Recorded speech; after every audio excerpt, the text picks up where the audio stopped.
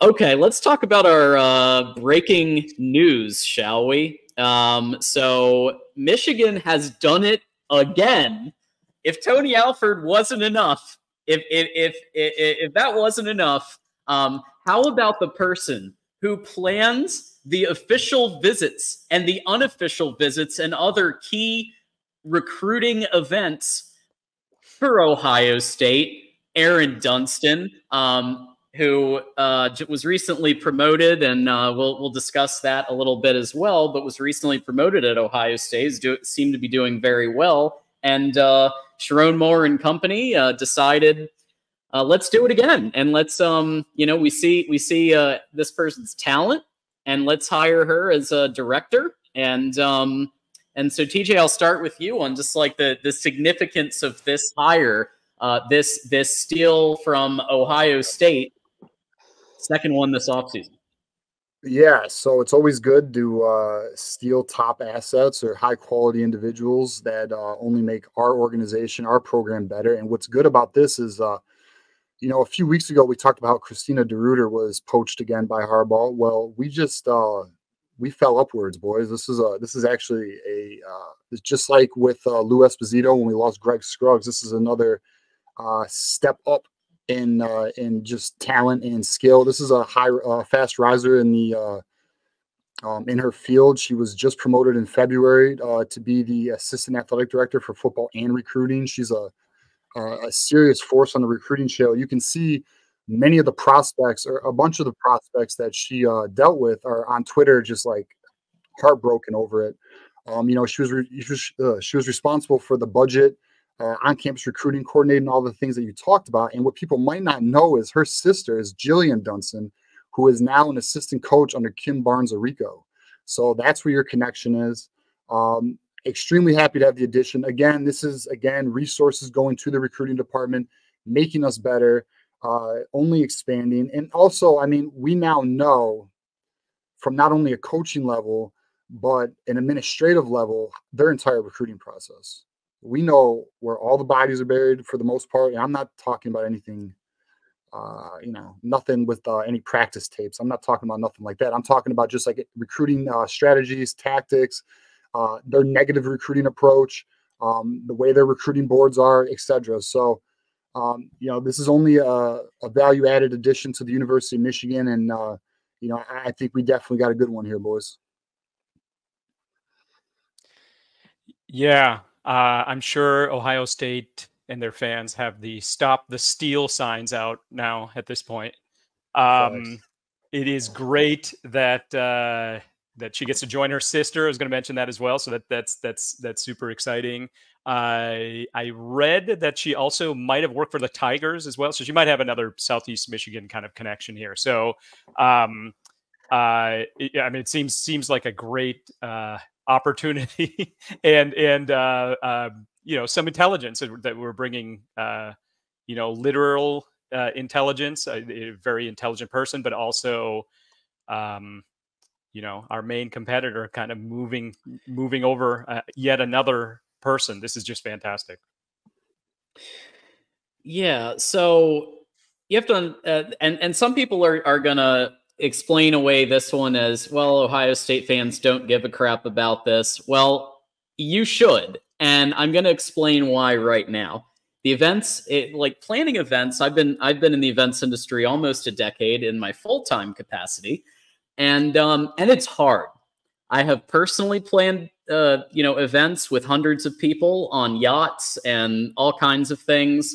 And it is like putting together the organizational structure for that. Something called a run of show, which basically is a minute-by-minute breakdown of each day of the event and what is happening both at the staff level, what's happening public-facing. These things are there is somebody at the head of all of that. She was at the head of all of that at Ohio State. And so if you look at how their recruiting has been, no one here has ever claimed that Ohio State sucks at recruiting. It's just the on the field that has been questionable. But recruiting, especially with wide receiver position, has been great, and even their other positions, 4 or 5-star talent. And I understand that we've attributed NIL to some of that, but also planning a great event is an art, because if you don't notice anything going wrong, that means they're doing their job. If you don't notice them, that is the point, right? That is the point of a great event. So planning the official visits, the unofficial visits. TJ, you've been following recruiting and the importance of these official visits. I mean, tell us a little bit, if you don't mind, about some of the things that these players are doing, even just from Michigan's side, like just some of what because I know that I heard from when I talked to Zach Marshall, he was talking about how one of the things that they do as part of it is they walk to the big house, they look around, and they say, would you like to play in front of 100,000 people on the big stage? Pretty much weekly. Big part of the recruiting pitch. So I mean, if you've any other pieces as well on that. Yeah, so essentially what happens is these kids will come in like the night before. They get, if it's an official visit, they get a hotel, and the NCAA has kind of changed the rules here. They used to deck out the rooms with gifts, but now that's against the rules, even though you can show kids Lambos and shit. But so now essentially they throw a bunch of candy on the bed, and then that's the night. And then the next day in the morning, all the families and all the players, they go down there and they whoever their host is. So typically each player has a host, and then the host will show them. And every recruit has different things they're going to see. Now, whether it's an academic thing, whether it's the strength and conditioning program, whether it's more the football facilities, like every recruit has a different itinerary. But essentially, they will go through a photo shoot. They will try on the uniforms. They will do all of that. And most people who follow recruiting will tell you Michigan has actually been lacking in this department. I would say we do well on our official visits, but schools like Texas, schools like USC, schools like Ohio State, they hit home runs. Okay. This is where they excel in this area, where Michigan has been trying to play catch up. And this is a big way for us to get there. Like, our social media game has been down a little bit. Our photo shoot game has been down. There's been a lot of complaints about that. And she's actually ahead of all of that. Like, this is what she's going to bring to the table. So, and then essentially, on the recruiting visits, some players will watch practice if there's practice. They'll watch the weightlifting if there's weightlifting. And then the parents and the families will meet with the coaches. And what Sharon Moore has done, so this is actually new, and I didn't bring this up last week, instead of meeting in his office, he's now bringing the kids to a suite at the big house, which Ferris, you mentioned the picture where they were in that nice suite last week with Utu's family. That's the new approach Michigan's taking. They're no longer meeting in the coach's office. They're now meeting in a suite at the big house so they can look at the field. But that's essentially what goes on in a recruiting visit. And then some kids will then meet with other players. So there'll be players who will connect with players, and those players will take them out on the night. They'll check out Ann Arbor and get into a bunch of fun stuff. But that's essentially what goes down on an official recruiting visit. And this is, again, and these are so impactful, man, because like a person like her who excels at this position, official visits change everything. Like, you can literally be leading in a recruitment, and outside of NIL, the official visit itself can just sway a family, a player. I mean, we just saw it with the kid from Texas who went to Illinois. They on the official visit he took. He went to Illinois. I think I don't even remember his last name. He's not on the team anymore, so I don't care. But yeah, it's that simple. It's all it takes is just one visit. So, great addition for Michigan, and we should see our official visit and unofficial visits take it to the next level. Yeah, I mean, we're not glitzy. I will say that but on the other hand, how much glitz do we need? You show people that trophy case, and you show how stocked it is over the last few years, and that, I mean, I'm saying from my perspective that should be a large part of it. But yeah, I think we're probably missing a little bit of we have good steak, maybe we don't have the sizzle. We don't have totally the sizzle there. I do like some of the photo shoot outputs, but other teams go way over the top compared to Michigan, right? So absolutely. Yeah, and like when it comes to the trophy case, like Michigan does that's an area where Michigan needs to evolve. Our trophy case isn't like it's not to the level of some of these other schools. And it's not because we lack trophies. We have trophies. It's just the current aesthetics they have for it. But I mean, Schimbecker Hall they're improving that thing by the month. I mean, we're getting new locker rooms put in. I can't wait for those to be released. So I mean, look, Michigan is improving and is evolving in many areas. And you know, and again, this just shows resources and focus.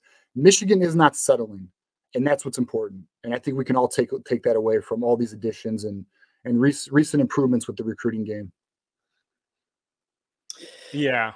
I see Tim's comment about the 1985 basement. Yeah, I've seen some of those, and I was like, "What is that?" It looks like wood paneling or something, and I didn't. Yeah, so anyway. I think they were going for a retro look there. Like I feel like there was some intention, and I will say it's better than the LSU Brian Kelly dance videos.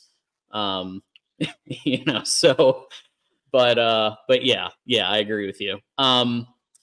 So we did have a couple. We actually have a super chat coming in, and we have a couple of things. So we do want to thank Moose for upgrading his membership. So we've got here at the bottom of the ticker, if you become a member, your name gets added to this. So you can see which tier and everything else. So so Moose has gone to the Those Who Stay Will Be Champions tier, which includes a monthly hangout. So we'll be doing a monthly hangout every month with everybody who's at least at Those Who Stay Will Be Champions tier, which will be yours truly, TJ, Ferris, some combination, maybe some others stopping by as well. But thanks, Moose, for doing that. We also want to thank ZZM. We want to thank James Cooper, for becoming the inaugural member of the Connor Stallions tier. So thank you there, and Roy Messer as well. So everybody at the ticker that you see here has joined up for the Voice of College Football YouTube memberships, and we want to thank everybody for doing that, being the first members. Absolutely. Yeah, and I'm looking forward to that hangout too. We're going to do our first one. We still have to get the logistics for that in terms of date and time. But I'm thinking, you know, that's something we'll figure out, and we'll put something out in the community tab on the YouTube, and you know, we'll see how that goes. But it should be a good time. Absolutely, and we have a nice happy back and forth going in the chat here.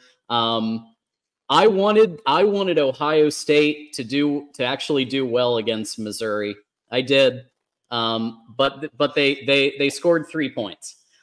So to say that Ohio State's product isn't questionable on occasion, I think you've got to look at the games that have been played, and there's a reason Ryan Day brought in Chip Kelly, right? If Ryan Day was happy with his play calling and his everything, he wouldn't have brought in his mentor Chip Kelly, because imagine that dynamic. But he does trust Chip to focus on the play calling. So there's one data point right there. I actually think I don't think that there's going to be a repeat of that in whatever postseason game they play in 24. I do think that was a good hire. So I'll just leave it at that. Nick here, we've got the $1.99 super chat. Nick goes hard in the paint. If you haven't seen Nick's work here, Nick enjoys to financially contribute to the shows. We appreciate that. I saw one of his last super chats while in the airport, and it was I always enjoy seeing them. U of M 38, OSU 21. 2024, Day gets fired before the game ends. When was the last time that happened? Historians in chat, let us know when the last time a head coach didn't even survive the end of the game. That would be quite notable. I want to say John L. Smith as he was coming to Michigan, but maybe that was just the rumors came out and they said, you know what, we got to stop this. But yeah, I don't know. I think he'll at least get to do the press conference. You know, take some heat. But no, I don't know about that score. I think it'll be pretty close, one way or another.